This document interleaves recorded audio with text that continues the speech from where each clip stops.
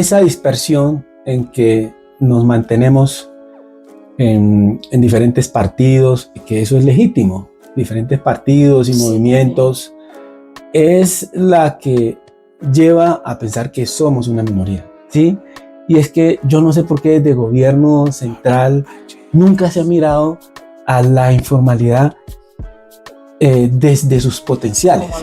No se trata tampoco solo de hacernos elegir, sino tener corresponsabilidad con quienes nos eligieron. Históricamente hemos tenido como unos grupos de poder que se enquistados, que se sienten dueños del Estado. Claro, ese molde de la política tradicional que tenemos que romperlo, y ese es parte de nuestro reto también. Tenemos que romper ese molde de la política tradicional que nos tiene así. Yo pude evidenciar todo el fenómeno de racismo en la ciudad y en el país. Eso es inevitable. Y en la institucionalidad hay una discriminación. La discriminación es marcadísima, marcadísima. Pero entonces están las normas y no se ejecutan. Uno encuentra que hay discriminación laboral hacia la mujer, pero resulta que si esa mujer es negra, la perversidad de la discriminación se vuelve, la discriminación se vuelve más perversa hacia ellos. Pero resulta que la desigualdad sigue siendo marcada a pesar de que se ataca el fenómeno.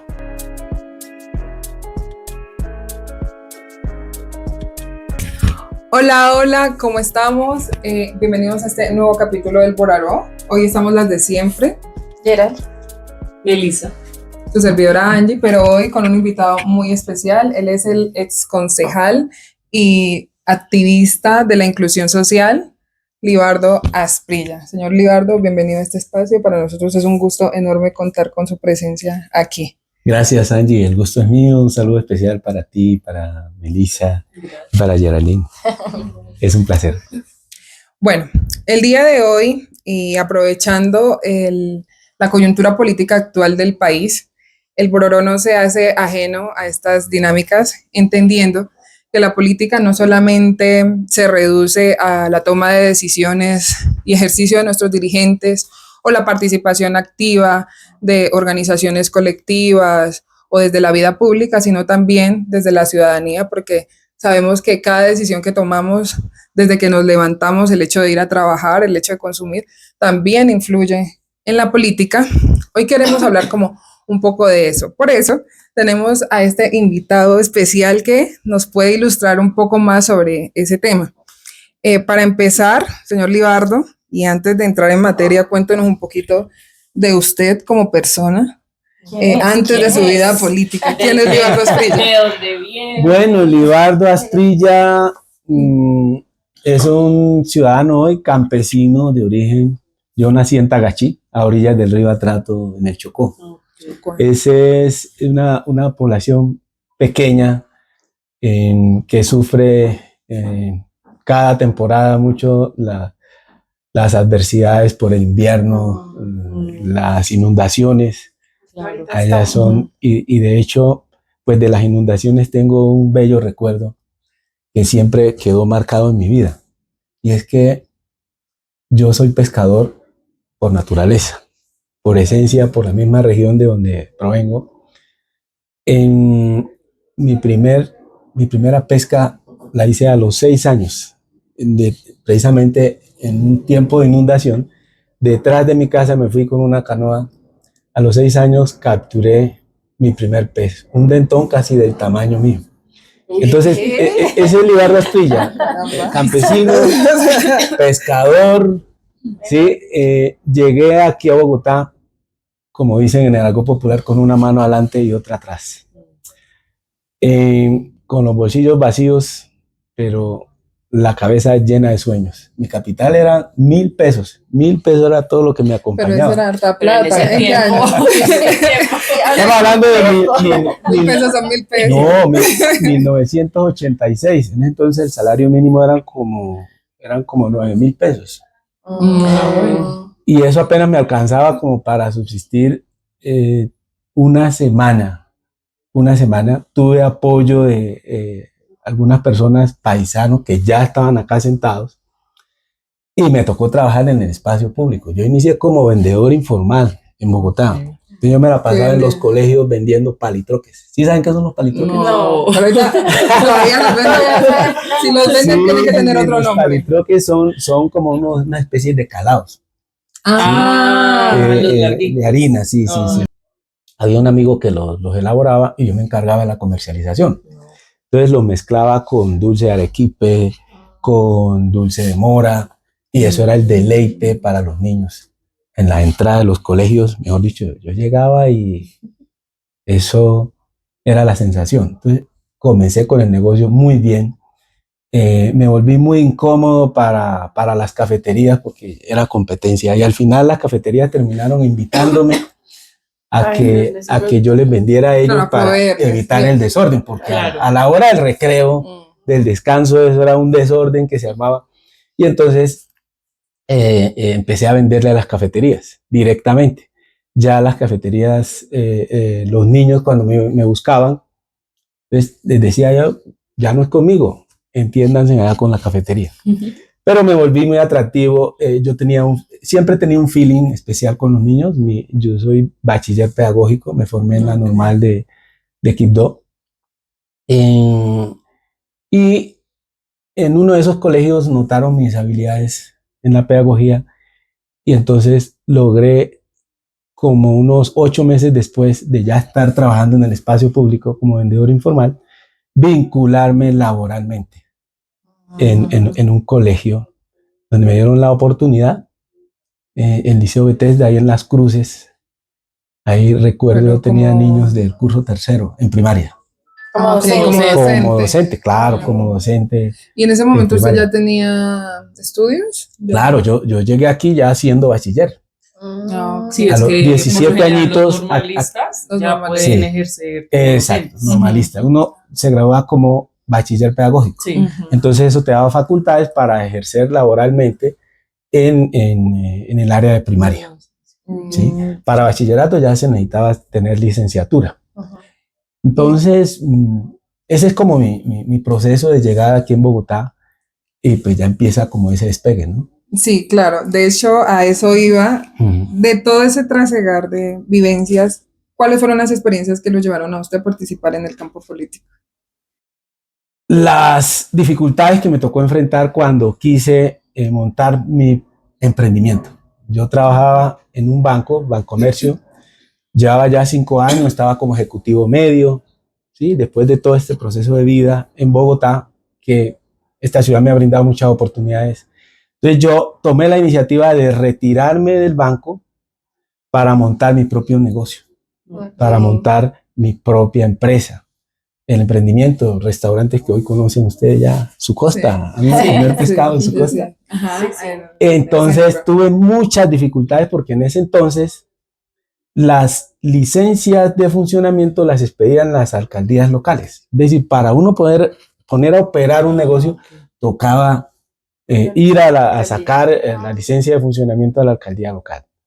Y vaya problema, me fui a solicitar la documentación y el trámite, pues, y me encuentro con un funcionario que pues empieza como a ponerme todo tipo de trabas y talanqueras. Yo no le entendía el lenguaje, hasta que finalmente le entendí y era el desespero de él que me llevó a decirme casi de manera clara que yo tenía que pagarle.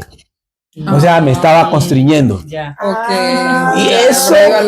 eso para mí fue la indignación. Yo venía del banco, venía de una capacitación de encuentro con el servicio, de la transparencia, de todo este tema de atención al cliente. Y me encuentro con una situación de esas y con un obstáculo de eso, que sin eso no, que si no le pagaba, pues no. Y me lo dije a sotoboche. Y empecé a hacer el escándalo, y entonces así me hice conocer en la localidad de La Candelaria. Yo empecé a hacerle trámite a la gente y en alguna oportunidad ya monté mi negocio, pero hubo otra situación, ya diría también fuerte, que ya montado el negocio se presentan una serie de fenómenos de inseguridad en el sector, de robo, ¿sí? Entonces yo me fui a hacer el reclamo al alcalde local de entonces. Y entonces me dijo, ¿y cuál es tu edil? Y yo, pero, ¿cómo así? Pero yo, ¿por qué edil? No, es que yo por eficiencia, pues aquí para el trámite tiene que ser a través de los ediles. Sí, claro. ¿Sí? Porque eso me facilita más, porque no puedo atender a toda la ciudadanía así. Claro. Yo hablé con ese edil, pero dije, esta vaina me parecía como harta. ¿Sí? Sí. Entonces regresé, reuní a todos los vecinos del sector, los comerciantes principalmente, y entonces les comenté la situación. En ese entonces estaban en pleno proceso electoral. O sea, ya estaba, claro. estaba en víspera de las elecciones, ¿sí? Para juntas administradoras locales, para consejo, para alcaldía mayor, asamblea. Entonces, estaba como el proceso previo de inscripciones nomás. Y le llegué, le informé a la gente en la reunión. Dije, no, el alcalde me dice esto, que para hacer los trámites, que entonces necesitamos de un edil, y me recomendó un señor allá, les di el nombre, y entonces se levantó una de las personas, oiga, pero ¿cómo así? Pues elijamos nosotros nuestro edil. Claro. Y yo listo, elijámoslo, listo. Y entonces les pregunto yo, bueno, ¿y a quién ponemos? ¿A quién? Pues usted, Libardo. Sí. Entonces todo el mundo al unísono. Yo miraba y todo el mundo, sí, usted, y todo. Entonces ya la unanimidad, casi unanimidad. Sí, usted. Entonces, claro, bueno, ¿quién dijo miedo? Vamos para adelante. Y nos fuimos por la causa del sector. Escribimos la candidatura y efectivamente nos inscribimos y ganamos la elección. Fuimos la mayor votación en ese entonces, recuerdo. Y a renglón seguido, imagínate que cuando ya nos van a entregar la credencial, cómo me deleito yo que ese mismo alcalde que nos exigió tener el edil para podernos atender, nos invita a la entrega de credenciales, porque invitó al registrador y bueno, que había un acto protocolario y toda la cosa. Y entonces en medio del acto protocolario estamos en la charla y bueno, que el alcalde, bueno, cada quien explique cómo llegó a ser edil aquí. Entonces, bien, explicó el uno, explicó el otro, me llegó el turno y expliqué la situación. ¿Se acuerda, alcalde, cuando que usted me dijo que se requería un edil? Yo, aquí está el edil. Así fue mi primer pinino político aquí en Bogotá. Y antes de que llegaras a ser edil, en tus caminos de pedagogía y demás, ¿sentiste que en algún momento ibas a ir por la línea política o simplemente fue algo que se dio pues en el momento?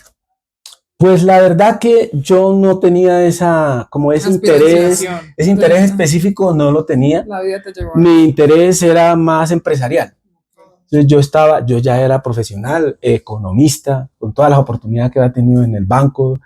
En mi ciclo de vida he tenido muchas personas que se han solidarizado conmigo, con mi situación, me han apoyado. Por ejemplo, en Bancomer, para entrar a Bancomercio, un señor Rafael Piñeros, un día era el jefe de recursos humanos, el director de recursos humanos del Banco del Comercio en aquel entonces. Yo quería llegar a él, pero no encontraba la forma y le pedí a un paisano, habían 2 personas negras que trabajaban en el banco. Entonces le pedí a uno de ellos, hermano, por favor, preséntame. Y efectivamente me llevó donde el señor, me lo presentó. El tipo en su oficina, yo, cuénteme, le hablé de mi vida y toda la cosa, y yo quiero trabajar en este banco, doctor Rafael Piñeros. Inmediatamente sacó un talonario, rasgó una de las hojas y me la pasó. Diligencia este formulario. Era un formato de hoja de vida del banco. Y luego llamó a su asistente. Víctor, venga. Necesito que a este joven me lo vinculen desde ya. Y así ingresé yo. Fue una sola entrevista. Sí, de entrada con la solo saludo de la entrevista, le hablé un poquito de mi vida, quedé vinculado al banco. Bueno. Inicié como mensajero y desarrollé toda una etapa. 5 años estuve y terminé como ejecutivo medio. Cuando me iba a retirar, todo un proceso. Para montar mi empresa, el mismo presidente del banco me decía, pero ¿por qué se va a retirar si usted está bien aquí? Le aumentamos el sueldo. ¿Qué necesita, Libardo? Y no, yo ya estaba jugado. Me había ganado el concurso con subsidio del programa de fomento microempresarial. Entonces yo quería montar mi empresa. Ya con subsidio tenía una promesa de valor que me iba a facilitar el crédito. Ya prácticamente tenía el negocio, el local, ya negociaba, arrendado. Y era mi decisión, hasta que finalmente sí. Terminó. Y tuve mucho apoyo del banco. Entonces, cuando yo arranco con Sucosta, y tuve mucha solidaridad de toda la gente del banco. Restaurante Sucosta. ¿Cuánto tiempo tiene Sucosta? Sucosta nació en el año 92. En diciembre de 1990. Claro, es que yo lo conocí hace poco, entonces sí. Ahí en la calle 12, recuerdo la dirección exactamente. Calle 12, número 579, en la Candelaria. Sí. Que no ayuda a su pescado y marisco. Entonces yo siempre tenía esa iniciativa de coger todo ese saber ancestral del conocimiento del pescado y la tradición de la culinaria del Pacífico y volverlo productivo aquí en Bogotá. O sea que podríamos decir que Libardo Asprilla, una de sus primeras aspiraciones, por decirlo así, pues si tenías tu proyecto de vida claro, era más bien ser un empresario, un comerciante, y bueno, te fuiste desarrollando en diferentes áreas que fueron, según entiendo, excelentes escuelas para tu formación y el hombre que eres hoy. Así pero es. La misma vida y sus cosas te llevaron. Sí, me fueron arrastrando, forzando a este escenario político. Claro que la vena, pues, no se pierde porque había un liderazgo ya. Mi papá en el pueblo siempre fue el presidente de la Junta de Acción Comunal. Sí, ya había un liderazgo innato. Ya había algo por ahí. Pero bueno, digamos que todo este camino te llevó al Consejo de Bogotá. ¿En qué periodo fue? Al Consejo de Bogotá llegué en el 2020. A mitad de periodo. Cuando se hicieron las elecciones 2019, 2018, yo no alcancé, quedé allí a las puertas. Yo no tenía pues, las condiciones suficientes para garantizar, darme las garantías en el escrutinio. Decidí, no voy a pelear por esa vaina. Y quedamos ahí una diferencia pequeña. Entonces, a mitad de periodo me llamaron a ocupar la curul. Yo ya estaba como director del IPES. La alcaldesa mayor me invitó, tan pronto se posesionó, a que yo fuera director del Instituto para la Economía Social, que se encarga del manejo de los vendedores informales, toda la política pública de vendedores informales, uso de aprovechamiento económico de espacio público, lo que tiene que ver también con la administración de las plazas de mercado distritales. Ahí hicimos una labor importante. Y muy en la línea con los temas que yo venía trabajando. Porque mi origen es la informalidad y esa es parte de mi causa, trabajar por la inserción económica, productiva de la gente. A eso iba mi siguiente pregunta para ti y es... digamos que cuando llegas al consejo, claramente tú ya tenías un plan de trabajo, unas propuestas. ¿Cuál era esa agenda? ¿Cuáles eran tus principales motivaciones? Mi agenda, en síntesis, en concreto, pues tenía que ver con la inclusión. Promover la inclusión para pues, hacer de esta ciudad una ciudad con mejores oportunidades para la gente, que la gente no se quede atrás, ¿sí? Teniendo talento, ¿por qué se tienen que quedar atrás? Lo que pasa con muchos emprendedores en el espacio público, eso está lleno de empresarios en potencia, ¿sí? Y es que yo no sé por qué desde gobierno central nunca se ha mirado a la informalidad desde sus potenciales, como algo positivo. Siempre se mira, no, que la recuperación del espacio público simplemente se percibe es como sacar a la gente que está desarrollando actividad y no, al contrario, organizar el desarrollo de esa actividad. Ahí hay muchos empresarios. Yo pude evidenciar todo el fenómeno de racismo en la ciudad y en el país. Eso es inevitable. Y en la institucionalidad hay una discriminación. La discriminación es marcadísima, marcadísima.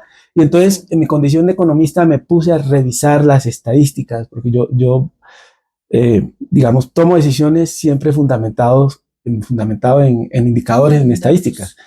Y resulta que miramos, primero, Colombia es un país súper desigual. ¿Cómo es tan desigual que hasta en la estructura institucional la tenemos también, sí, la tenemos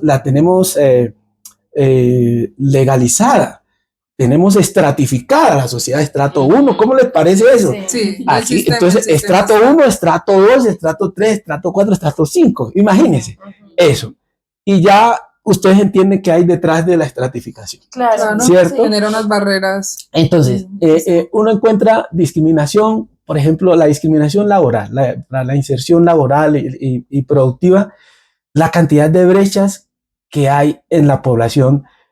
Por ejemplo, hay más brechas a nivel laboral en las mujeres, 52% del país. Sí. En Bogotá, sí, 52% de la población es mujer. Mujer, sí. Sí, y 48% es hombres. Sí, pero uno encuentra que cuando empieza a desagregar por diversidad e interseccionalidad, uno encuentra una serie de aberraciones estadísticas que uno dice, pucha, esta es nuestra sociedad tan desigual. Uno encuentra que hay discriminación laboral hacia la mujer, pero resulta que si esa mujer es negra, la perversidad de la discriminación, la discriminación se vuelve más perversa hacia ellos. Y entonces uno encuentra los indicadores de desempleo. Por ejemplo, hoy en el país tenemos un desempleo del 8 y pico %, pero vaya, mire el desempleo étnico. Claro. Estamos en el orden del 15%, casi doblando esa cifra. Y eso mismo pasa en Bogotá. En Bogotá incluso es más acentuada esa discriminación, ¿sí? En Bogotá yo pude evidenciar, por ejemplo, que solo de la nómina de más de 54,000 funcionarios y contratistas que tiene la ciudad, tan solo el 1.8% son personas étnicas. Sí. Étnicas en general. Étnicas, personas negras, afrocolombianas, raizales y palenqueras. Y hay, claro, indígenas y gitanos. Pero resulta que la desigualdad sigue siendo marcada a pesar de que se ataca el fenómeno. Claro. ¿Sí me entiende? Porque no se ataca desde una visión incluyente. Aquí los gobernantes no entienden de diversidad, no entienden ese lenguaje. Entonces por eso mi causa siempre ha sido la inclusión. Claro, y más tú como una persona que ya ha atravesado también todas esas situaciones de vulnerabilidad en su momento. Entonces, por eso comencé con eso, por eso en el consejo saqué un acuerdo que hoy es norma, el sello Bogotá Incluyente. El sello Bogotá Incluyente es para estimular el empleo en el sector productivo, productivo y de servicios. ¿En qué consiste el acuerdo? El distrito le genera estímulos, se generan estímulos para las empresas y organizaciones que promueven el empleo incluyente. Se puede decir que este acuerdo ha sido como uno de tus hitos. Pero por favor, se han vinculado por medio de este acuerdo. Son más de 15,000 personas que a la fecha, el acuerdo nació en el 2023. Exacto, no, es vigente, es norma de ciudad.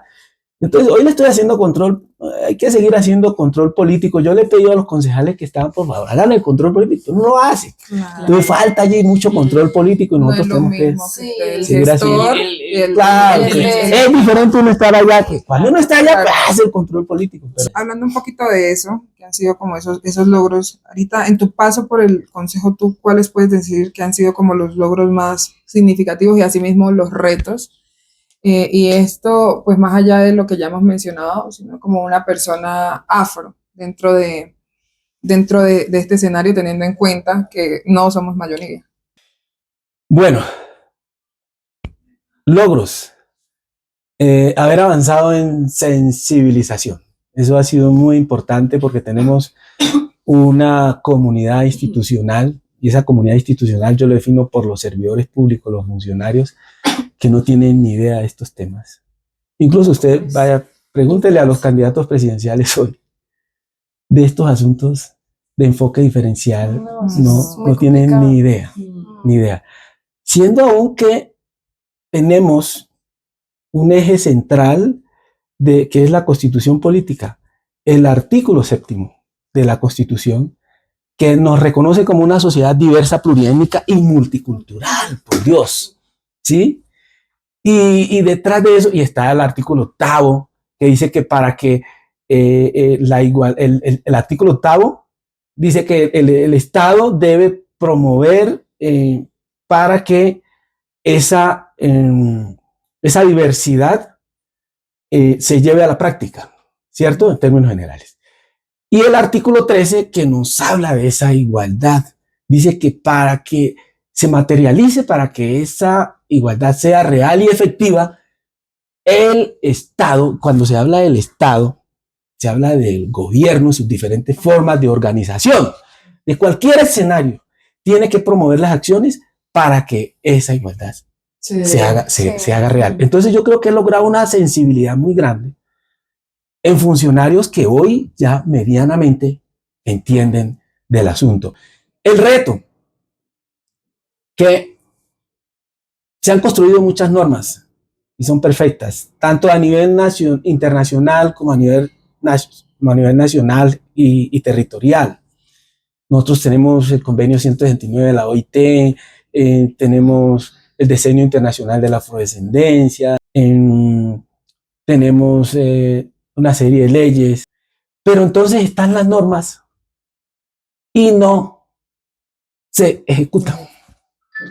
Uno no ve en la distribución presupuestal plurianual, ¿sí? En la planeación se incorporan muchos párrafos, y muchos párrafos sueltos, que no tienen esa hilvanación con la normatividad, que simplemente se tiran allí como un decir, bueno, aquí estamos cumpliendo. Pero de allí a que se materialice con recursos que nos permita visibilizar con indicadores, hasta los indicadores tenemos que pelearlos. Aquí, en mi condición de concejal, me tocó pelear por los trazadores presupuestales para inclusión de la mujer, para inclusión de los jóvenes, para inclusión de los grupos étnicos. Ahí están retos grandes de cumplimiento de la ley. Y sobre ese reto, Libardo, digamos que ya identificamos que uno de los mayores factores viene siendo como el desconocimiento. Sí, vamos a hablar ignorancia.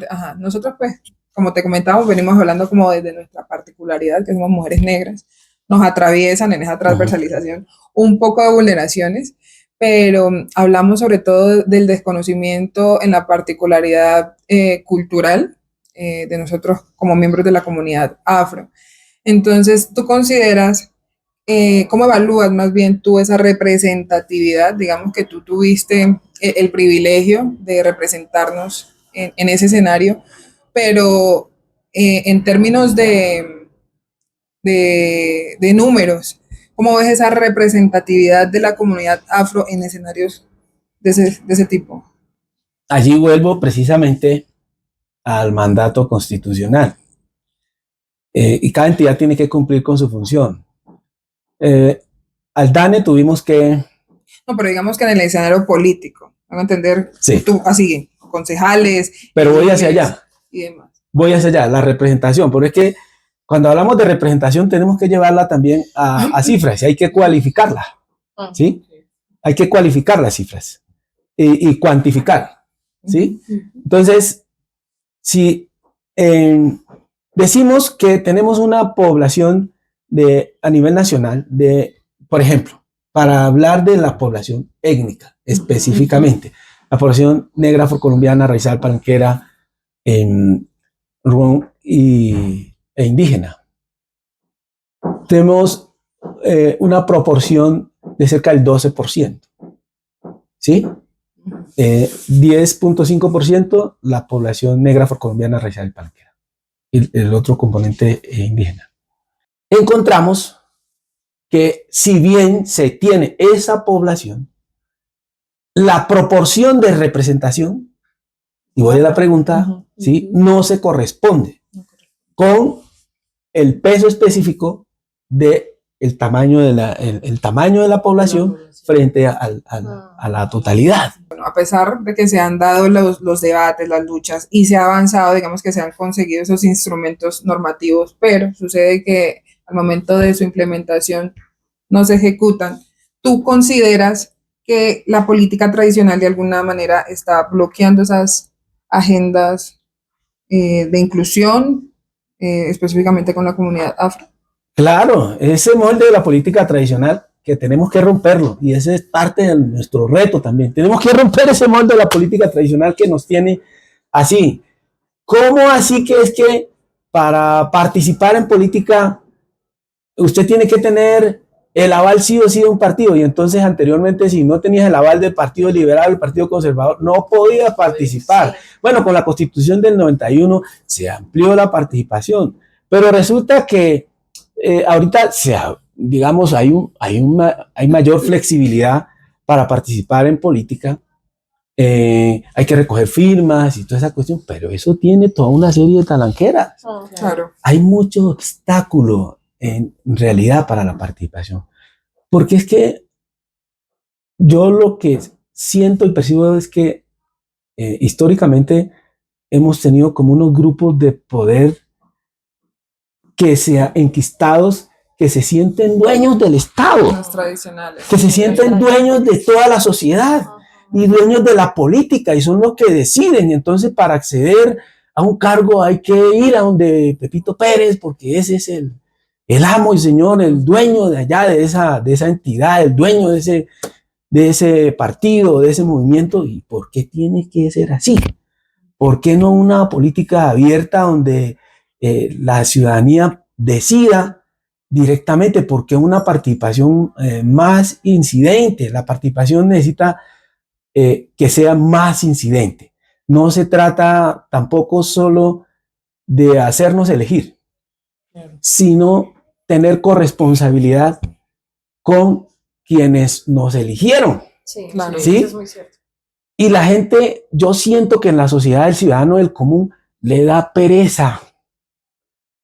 Y aquí hay que generar estímulos para que de alguna manera el ciudadano del común se entusiasme para hacerle seguimiento a los recursos de su localidad, a los recursos de su barrio, a los recursos de su departamento, a los recursos de su municipio, de su ciudad. Y genera más apatía, claro, hacia los temas políticos. Y con tanta corrupción, corrupción que hay, imagínense que uno ve que no, fulanito, y los escándalos y la cosa, y uno va a revisar, bueno, ¿y cuántos recursos recuperaron? Y que siento yo que también eso ha hecho, hablando ya, digamos, en términos de los jóvenes, que pierdan también esa credibilidad de querer participar en esos escenarios, o que empiecen a decir, no estamos representados tampoco ahí, o no nos encontramos, digamos, como apáticos con la política y con estos movimientos sociales, porque sencillamente se empiezan a perder esta credibilidad en cuanto a las gobernanzas, o en cuanto a los alcaldes, en cuanto a los ediles y demás. Sí, eso limita un poquito el relevo generacional. Claro. Digamos que la gente tampoco siente como o sea, no pierde la esperanza. Se ve un panorama desesperado. Pero sabes que yo tampoco lo veo tan. No. O sea, pasa mucho con el ciudadano común. Sí, que no ese es el fenómeno. Lo ve así y dicen, no, la política nada que ver. Sí. Pero sí tengo que resaltar algunos fenómenos que se vienen dando que le están imprimiendo cambios y están forjando a los cambios en la participación, y sobre todo en la participación política. Todo ese activismo juvenil que se dio, por ejemplo, alrededor de la educación, ahorita con el estallido social y todo ese tema, eso estremeció, no crean, estremeció a la institucionalidad y a esa hegemonía dominante. Están estremecidos y están asustados. Estamos llegando a quitarles parte de esa, suena muy, muy fuerte, de esa torta que tienen, para entregársela como corresponde a la ciudadanía, a la gente. Y entonces esto también es de tomar la iniciativa. Yo creo que el movimiento que se viene gestando es altamente positivo y en la juventud veo más ánimo, sino que pues son movimientos como aislados, ¿sí? Sí, Es que es allá iba.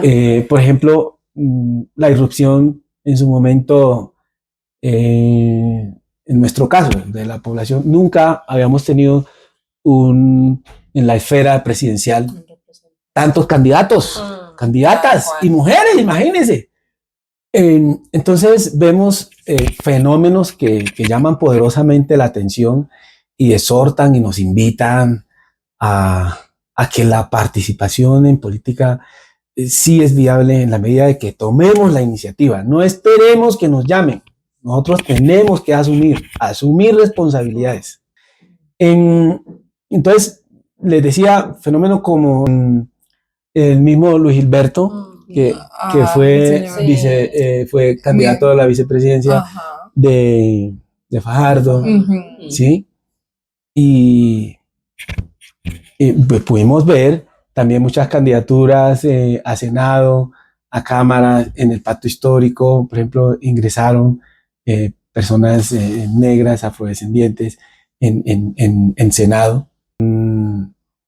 Fenómenos como el de Chadorina en Bolívar, ¿sí? O sea, se han dado unos fenómenos muy disruptivos, pero siguen siendo aislados. No es orgánico, no hay un proceso orgánico al respecto. Sobre eso, señor Libardo, no sé usted qué opine para que también nos dé un poquito de luz sobre eso, porque hemos venido también teniendo esa discusión sobre la representatividad. Bueno, sabemos que hay una debilidad abismal y evidente sobre eso, sobre nuestros representantes, sobre todo los de la comunidad, pero digamos que eso a qué obedece. Últimamente notamos que estamos participando más, ¿sí? Un ejemplo puede ser la consulta ahorita del pacto histórico, que pues a pesar de ser una consulta de un solo partido, se vio también bastante el interés de varias personas de nuestra comunidad que lamentablemente la mayoría no llegaron a su propósito. Sin embargo, nosotros tenemos como esa discusión entre de si es necesario más bien que nuestros líderes, esa amalgama de líderes, se unifiquen para poder hacer esa representación, para hacer una sola fuerza, o eso refuerza más la idea de que pues somos una minoría y deberíamos más bien tener la capacidad de poner a varios de nuestros líderes en esas posiciones. ¿Cómo lo ve usted? Es que precisamente esa dispersión en que nos mantenemos en diferentes partidos, que eso es legítimo, diferentes partidos y movimientos, es la que lleva a pensar que somos una minoría. Pero si, por ejemplo, la dispersión. Usted mira la Cámara por la circunscripción especial afro, encuentra usted que se eligen 2 representantes, solo 2 representantes. Revise la votación, más de 500,000 de votos. Nosotros, y ese término minoría, por eso hay que replantearlo, hay que cuestionarlo, porque no es pertinente. Si usted revisa, por ejemplo, esas cámaras se eligen con más de 500,000 de votos. Divida usted esas 2 representantes entre 500,000 votos, le da un promedio. O sea, para elegir a un representante afro, por la acción afirmativa que se creó la Constitución del 91, se necesita promedio 250,000 de votos, 250,000 votos. Compare esa cámara con las demás cámaras regionales. Sí. El promedio de votación con el que se elige un representante en Colombia, entre los más y los menos, es de 15,000 votos. Entre los que se eligen, son 32 departamentos. Cada departamento elige un número de representantes. Pero si usted toma toda esa votación y la divide entre el número de representantes que se eligen a nivel nacional, son 160 y pico. Eso le da un promedio de 15.000 votos. Sí. Comparado con los 250.000, lo que hay es una desigualdad. ¿Sí? Y esto hay que denunciarlo. Y llegar allá implica eso. Esa bancada afro, perdónenme como lo expreso, porque es que tiene una responsabilidad tan enorme, pero tiene que alcanzar unos niveles de eficiencia que equiparen al reto tan grande que tiene. Nos están encasillando en esas dos cámaras. ¿Y por qué? Uno por eso. ¿Ah? Cuando la obligatoriedad debiera ser en todo el estamento, en toda la estructura política del país. Todos los partidos políticos debieran estar obligados a formar listas. Hoy se están haciendo listas cremalleras, hombre, mujer, pero se deja de lado la diversidad y la interseccionalidad.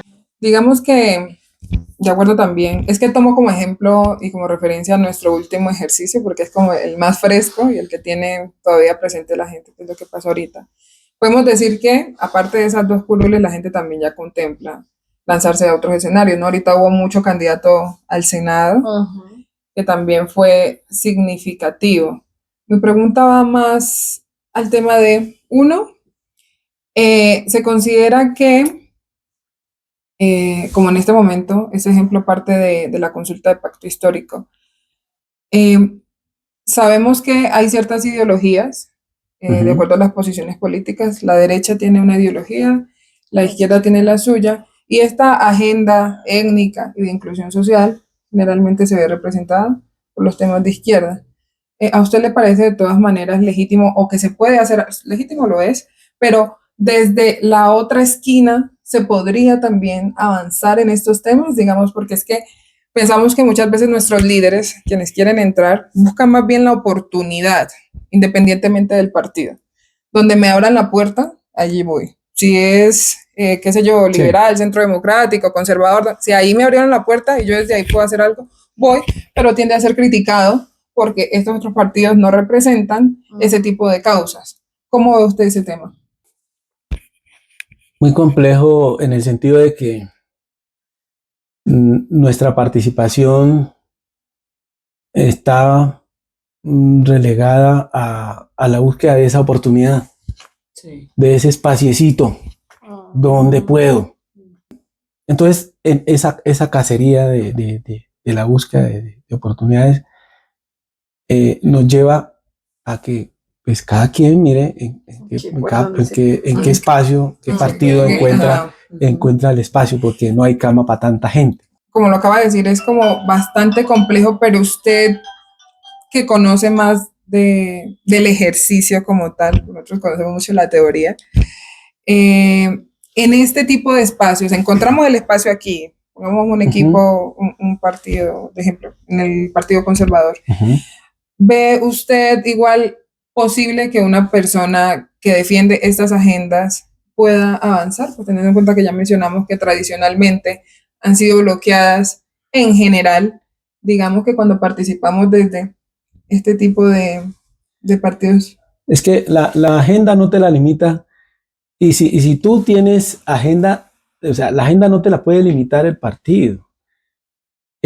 La agenda de inclusión es inherente a todo líder político, porque es que ese es un mandato constitucional, porque es que la Constitución dice que somos una nación diversa, pluriétnica y multicultural. Entonces esto no es ni de izquierda ni de derecha. No se debe defender. Esto no tiene por qué ser de ideologías.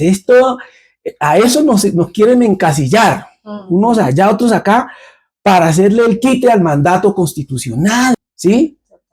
Y entonces terminamos actuando como los negros de casa, ¿sí? Terminamos haciéndole la vuelta, perdónenme la expresión, haciéndole el favor a otro tipo de intereses. No, el interés de todo líder político. Individualmente. Y de cualquier color de piel. De cualquier pensamiento. tiene un ordenamiento.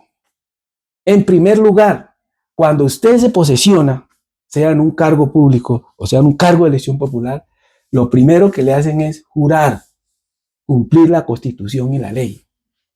Pero resulta que encontramos líderes políticos que le hacen oposición Sí.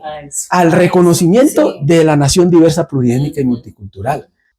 Claro, y es que yo también pienso que las comunidades, y eso sí es algo en general, ya que pues hemos tenido la oportunidad de trabajar con comunidades afro, negras, raizales, palenqueras, siempre se está buscando como esa justicia en políticas sociales, en la equidad racial, en el tema de los derechos étnicos, pero ya al momento de hacer real esos ideales, muchos políticos o muchas personas optan, ya que lo que tú mencionas ay, bueno, me voy a acomodar aquí, acá y acá, y terminan perdiendo esos ideales que representan a unas comunidades. Entonces yo siento que también la gente ha estado un poco apática en ese sentido, sin embargo siempre está en la búsqueda de posicionar a una persona para que se sigan cumpliendo esos ideales políticos y sociales. Digamos que ya identificamos varios factores problemáticos que son los que de pronto nos tienen en esta posición, pero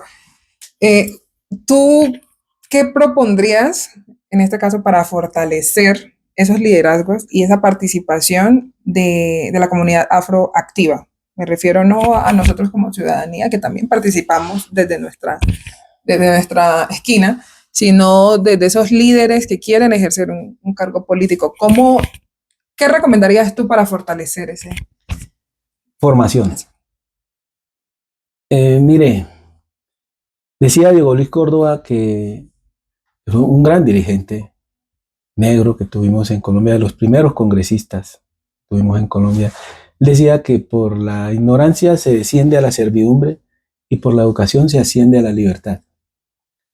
Entonces, si usted no se prepara, si usted no se forma para afrontar cualquier reto en la vida, y sobre todo en este convulsionado ejercicio de la política, pues usted terminará siendo un servil, haciendo mandados.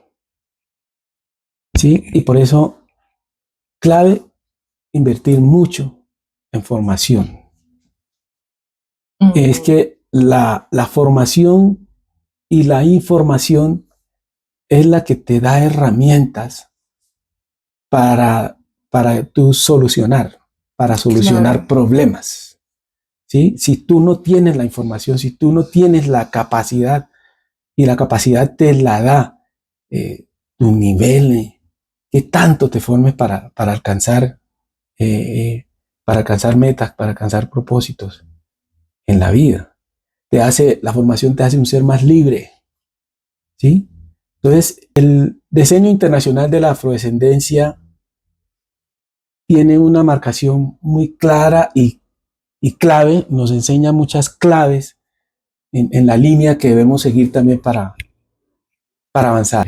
Habla de 3 ejes: de justicia, desarrollo y reconocimiento. ¿Sí? Usted tiene que saber quién es. Tal cual. ¿Quién soy yo? Por ahí dice una canción, ¿de dónde vengo yo? Tiene que entender que allá donde usted viene la cosa no es fácil. El sentido de y entonces usted tiene que tener un sentido de pertenencia. Yo me metí en esta política porque conociendo la situación que estaba viviendo, ahí mis vecinos, mis compañeros, pero resulta que en medida que me voy formando y voy enfrentando problemáticas, entiendo que no, la cosa es de otra dimensión. Claro. ¿Sí? Y digamos que a esos candidatos, a esos que ya se vienen formando, que ya tienen sus procesos, que ya tienen sus candidaturas, ¿usted cómo cree que podrían fortalecerlas en general para garantizar esa representatividad de la comunidad? Yo creo que muchos, y voy a decir algo aquí, que muchos en política dicen que política sin plata, imposible, que no se puede hacer. Yo pienso que sumado a la política, sí, en el ejercicio y sobre todo en estos ejercicios electorales se requieren logística, recursos para todo. Todo implica una movilidad económica, Claro. ¿sí? Pero hay que hacer activismo también. Hay que moverse, es clave estar sintonizado con las necesidades de la gente, no es solo conocerlas, sino también movilizarse para que visibilizarlas, darlas a conocer, se visibilicen, que la gente también se haga sensible de se esa visibilicen las problemática. problemáticas. Entonces usted tiene que también sensibilizar a su electorado. Usted tiene que tener claro para dónde va y decirle a su electorado qué es lo que usted va a hacer. Hoy en día tenemos un electorado cada vez más racional. Con más criterio. Con más criterio. La gente la cada gente vez ya no vota. está comiendo entero. Eso, la gente ya no está tragando entero. Sí. Bueno, ¿y este quién es? Ajá. Y hay que mirar los antecedentes, la hoja de vida. ¿De dónde ya no vota, no, porque mi tío ¿sí? me dijo vote por este. Ya, no, porque es que la política está llena de...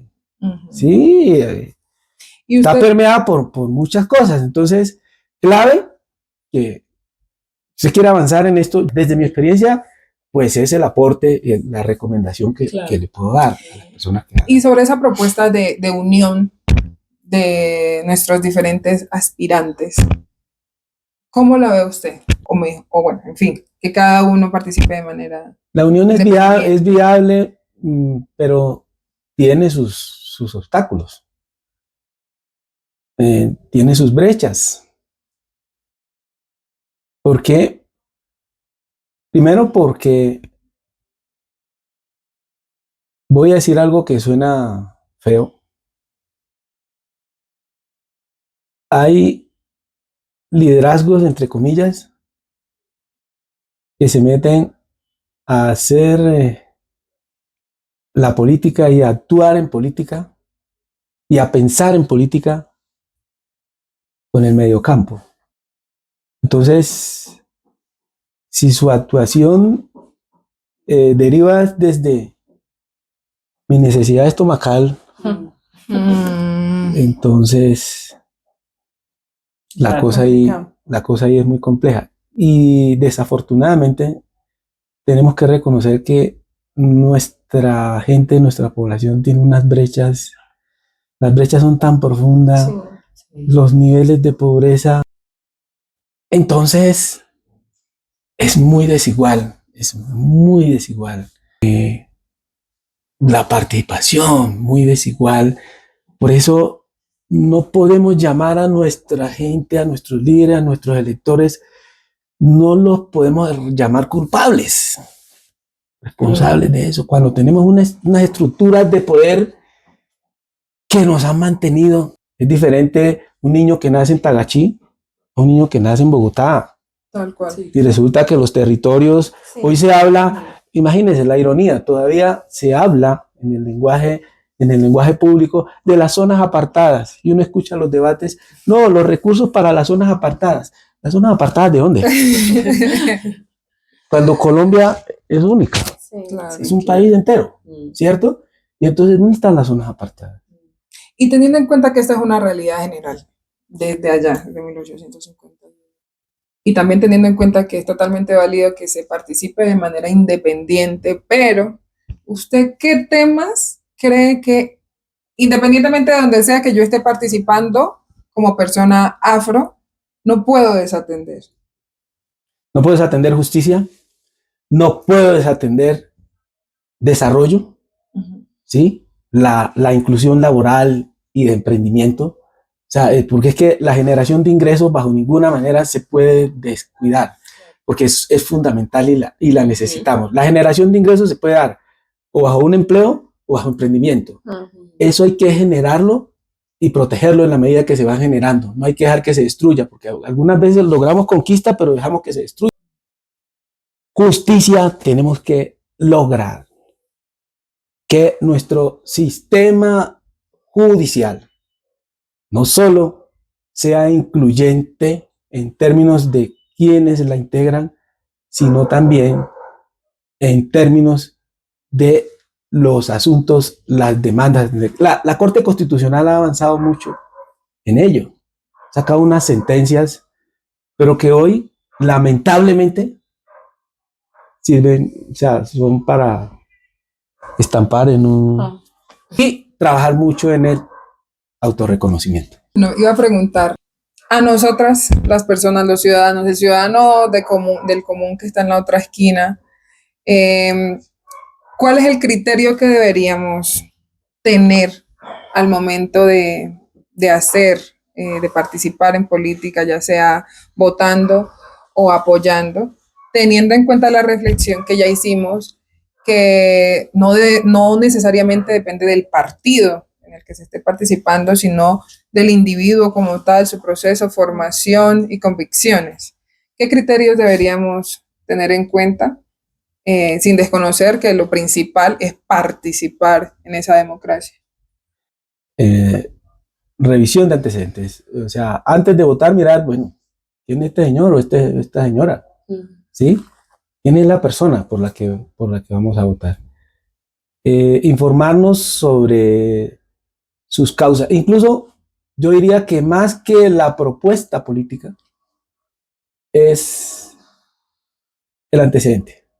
Quien me consulta a mí en internet, me googlea, puede revisar quién es Lidardo Asprilla. Hoy en día la tecnología ayuda mucho a ello. Y tratar también de estar en cercanía con el proceso de esa persona, de ese líder a quien voy a apoyar. Tratar de acercarlo y tener, porque esto debe ser en doble vía.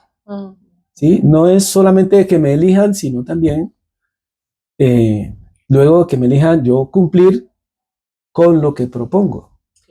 ¿Sí? Otro criterio importante es las propuestas que haga la persona, revisar si realmente son viables. Porque es que hoy en día usted, por ejemplo, vienen las elecciones y usted encuentra una explosión de candidatos y candidatas que proponen este mundo del otro. Hay que mirar el cómo. ¿Cómo evitamos caer? Porque pues teniendo en cuenta que gran parte de la población desconoce estos temas, hay muchas propuestas que son populistas, y no todo el mundo tiene como el criterio para identificar. Ejemplo, una propuesta, muerte para los violadores. No, claro, todo el mundo... ¡Ah! Sí, exacto. No todo el mundo tiene el conocimiento, la formación para entender, ¿sí? ¿Qué tan viable puede hacer teniendo en cuenta nuestras normas, nuestros convenios internacionales ya firmados, los derechos humanos y demás? Bueno, hay un dicho popular que reza que el desconocimiento de la norma pues, no justifica su violación. Eso es penal. Entonces, aquí toca informarnos mucho. Por eso yo anteponía, cuando estábamos hablando, la formación. Entonces, ese ejemplo que tú estás dando, ¿sí? Parto de eso. ¿Cómo así que a estas alturas le vamos a tragar entero a un candidato que dice muerte para violadores? La muerte está proscrita, está prohibida en Colombia. La pena de muerte. ¿Quién dijo?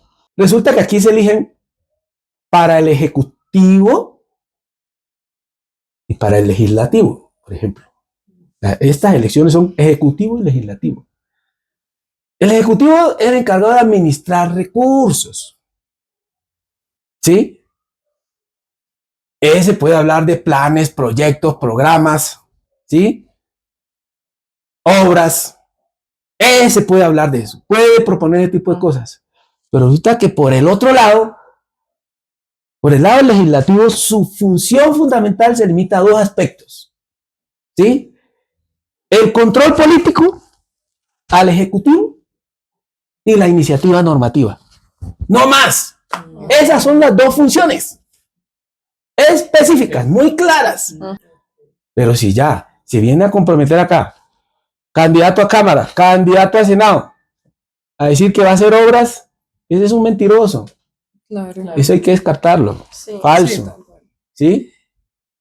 Y además de, bueno, para cerrar, creo que al menos esta sería mi última pregunta. No sé si vas a preguntar algo, Gerald. No, ya. Yo estoy atento, Gerald. Es que tú nos has venido respondiendo muchas cosas antes de Antes de la preguntar. pregunta. Qué pena ha que sido me los adelante. mucho mejor, ha sido más práctico el tema. Sobre las diferencias y dificultades de cómo se trabaja la política, cómo es el juego político en territorio y la diferencia de cómo es el juego político en Bogotá, bueno, en las ciudades, en los contextos urbanos. ¿Dónde es más fácil, por decirlo así, participar y tener éxito? Yo te diría, por el conocimiento y mi experiencia, pues es más fácil en los centros urbanos. Es más fácil en los centros urbanos que en los otros territorios, los territorios rurales o territorios de asiento mayoritariamente poblacional étnico. ¿Por qué? Por lo que hablábamos inicialmente. Aquí la seguridad es desigual.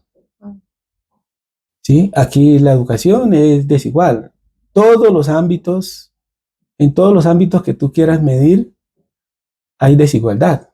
Y por eso te hablo de la causa de la inclusión. ¿Por qué es tan importante trabajar en inclusión? ¿Y por qué todos los que asumimos responsabilidades políticas o iniciativa de hacernos elegir, tenemos la responsabilidad política y social de trabajar por un país incluyente?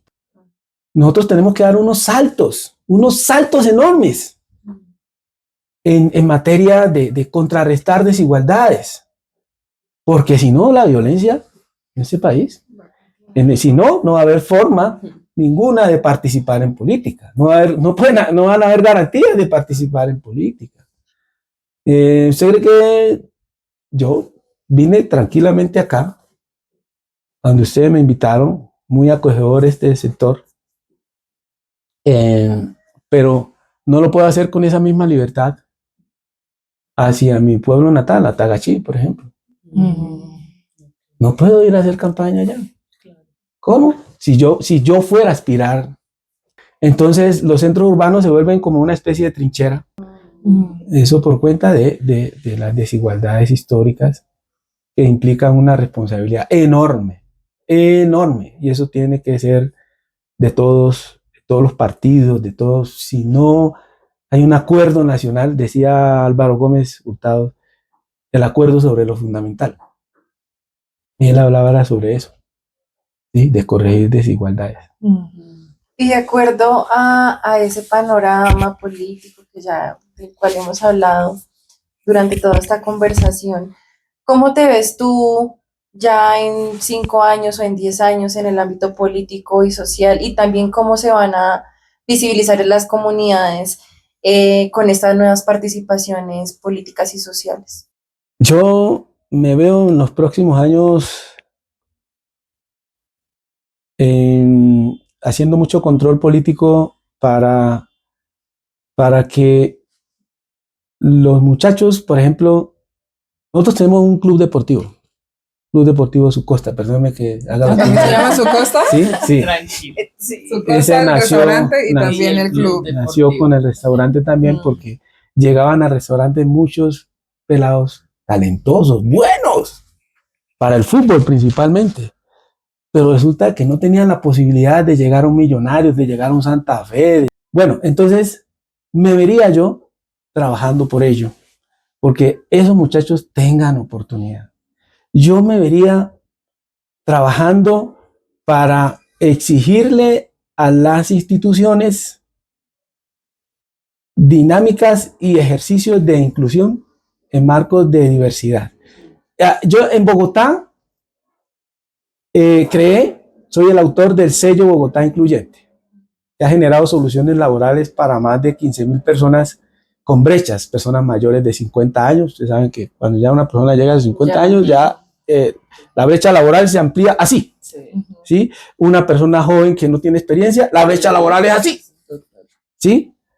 Las mujeres las mujeres negras, afrocolombianas, raizales y palenqueras. Entonces, yo me vería trabajando en ese sentido para eso que estamos haciendo en Bogotá, con el sello Bogotá Incluyente, convertirlo en el sello Colombia Incluyente. Bueno, esta pregunta la quería hacer hace ratito, me distraje un poco. Puede ser un tanto polémica, pero va en relación a todo lo que hemos conversado aquí sobre ese tema de inclusión y representatividad. ¿Te parece importante que los líderes afro que consigan su propósito, que lleguen a esos escenarios, permitan la participación y su prioridad sea que sus equipos de trabajo o la incidencia priorice como tal a su comunidad negra? Es que es un deber ético. Es que eso es ético. Si yo pertenezco a una comunidad, ¿yo cómo me voy a desligar de esa comunidad? Sí, me refiero como tal, como al ejercicio en ejecución.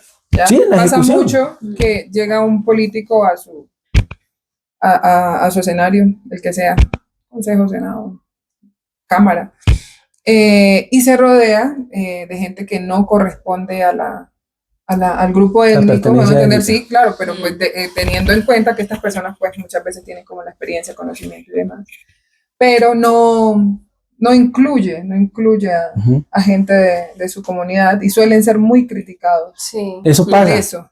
Eso pasa y a veces, y lo más aberrante es que utilizan la excusa es que no reúnen el perfil. Ajá. No, señor. Hoy en día tenemos muchos profesionales técnicos muchos estereotipos que tienen todas las condiciones. Solamente se requiere es atraerlos para trabajar conjuntamente, porque es que hay muchos profesionales técnicos que están trabajando en diferentes esferas. Hay que atraerlos a trabajar en la política.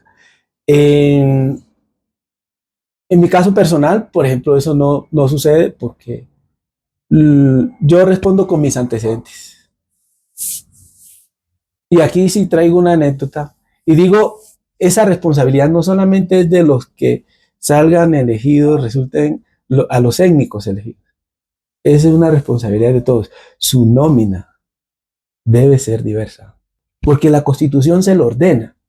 Y recuerdo yo cuando estaba director del IPES, llegué a un consejo de gobierno con otros funcionarios. Nos reuníamos 52 funcionarios, cabezas de respectivas instituciones en Bogotá. Y entonces saludo a un colega y la pregunta que me hace es, en el saludo, hola, Libardo, ¿y cómo va Afroipes? Y yo, perdón. Se llama Instituto para la Economía Social, mi querido doctor. Y a propósito, ¿cómo van sus temas de inclusión allá? ¿Cómo incluye usted a la población no vamos a mencionar en su entidad? ¿Cuál entidad? ¿Sí? Me la reservo la entidad del personaje. Pues, ¿para qué? Pues les cuento que ese startazo de esa situación se revirtió. Fue positiva porque ese directivo, a partir de ese momento, siempre que tenía oportunidades laborales, me llamaba. ¿Tienes este perfil? Bueno. Yo, con mucho gusto. ¿Conoces personas afro que puedan? Digo, claro. Okay. ¿Tú ¿Conoces crees profesionales? Sí, claro. Que cuando las personas afro llegan a ese tipo de espacios de política y logran como ubicarse, se les exige más que de pronto a otros profesionales? Eso pasa. Pero pasa también porque a veces la gente es vergonzante. Entonces, uno no puede ser vergonzante de lo que es. Por eso a veces se siente exigido. Y a mí me gusta que me exijan y me gusta exigirle a los nuestros. ¿Sí? A los nuestros étnicos. Los nuestros son todos. Claro. ¿Sí? Pero hablamos de pertenencia étnica y en ese sentido, pues debemos estar listos frente a cualquier exigencia. Y eso no puede ser una condición de discriminación. No, mejor. Porque en un ámbito, en los ámbitos laborales, en los ámbitos institucionales, pues tenemos que ser competitivos. Sí. Claro. Tenemos que ser competitivos frente a los resultados. Y un servidor público no se puede sentir que es que lo están discriminando porque le están exigiendo más. Obvio que le exigen más, ¿sí? Pero eso al contrario, se convierte en un reto. No se puede asumir como un ejercicio, como una conducta de discriminación. Aunque en ocasiones sí, se puede decir que, o sea, en ocasiones sí. Eso es lo que pasa. Eso es lo que siempre pasa. Estereotipar ¿Sí me a las entiende? mujeres negras, por ejemplo. Claro. Que suelen ser Se les exige más. diferentes tipos de maneras en esos espacios. Eso sí pasa. Hasta sexualizadas terminan siendo muchas veces.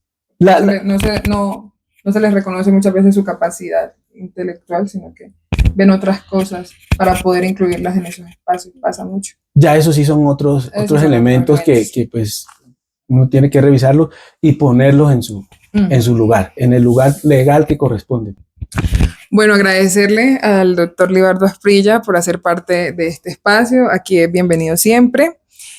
Hoy identificamos varias cosas y es que muchas veces no sabemos quiénes son nuestros representantes en esos espacios. Nosotros no nos imaginábamos que el doctor Libardo había iniciado siendo vendedor informal, ¿cierto? Como que son cosas lejos del conocimiento de nosotros como ciudadanos. Muchas gracias por las reflexiones. Pienso que hay muchas cosas de las que mencionó que deben tenerse en cuenta al momento de analizar cómo participar y también tomar nosotros decisiones desde la ciudadanía. También la invitación a ustedes, nuestros espectadores, a no desesperanzarse, reconocer la importancia de participar desde nuestra esquina, porque de nosotros también depende que nuestros representantes sean los idóneos para el ejercicio que requiere nuestra Colombia. Entonces nada, muchas gracias, doctor Libardo. Muchas gracias. Ha sido un placer. Muchas gracias. Sí, señor. Gracias especiales a ustedes. Y un mensaje final, recordar que hay que participar, porque si no participamos, pues otros lo hacen por nosotros. Así Total. es. Total. Y recuerden seguirnos en nuestras redes sociales. Estamos en YouTube, TikTok, Facebook, Instagram y bueno, ahí pueden ver este capítulo completo y todos los demás. Y recuerden que en el Bororó se habla así. Chao. Sí.